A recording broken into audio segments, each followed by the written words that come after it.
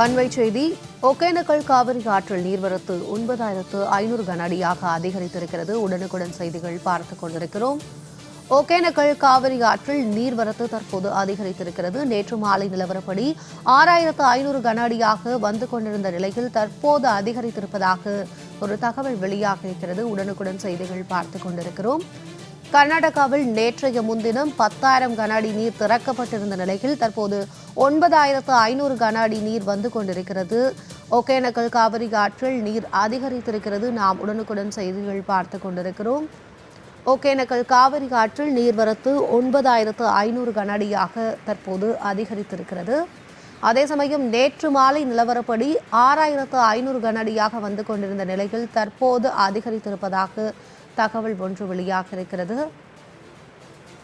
கர்நாடகாவில் நேற்றைய முன்தினம் 10,000 கன அடி நீர் திறக்கப்பட்டிருந்த நிலையில் தற்போது 9,500 கன அடி நீர் வந்து கொண்டிருக்கிறது ஒகேனக்கல் காவிரி ஆற்றில்.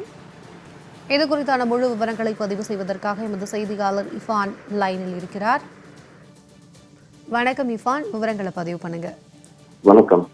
காவேரி நீர்பிடிப்பு பகுதியில் தொடர்ந்து மழை பெய்து வருவதால் கர்நாடக அணைகள் கபினி மற்றும் கிருஷ்ணராசாகர் அணைகள் தண்ணீர் வரத்து அதிகரித்துள்ளது. கர்நாடகா கபினி அணையிலிருந்து திறக்கப்பட்ட உபநீரில் ஒகேனக்கல் காவிரி ஆற்றில் தண்ணீர் வரத்து அதிகரிப்பு. கடந்த 17ஆம் தேதி அன்று கபினி அணையிலிருந்து வினாடிக்கு 10,000 கன அடி தண்ணீர் காவிரி ஆற்றில் திறந்துவிடப்பட்டது. இந்த தண்ணீர் நேற்று மாலை இரவு நிலவரப்படி தமிழக எல்லையான பிலிகுண்டில் வந்திருந்தது. ஒகேனக்கல் காவிரி ஆற்றில் இன்று காலை நிலவரப்படி 9,500 கன அடியாக நீர்வரத்து இருக்கிறது.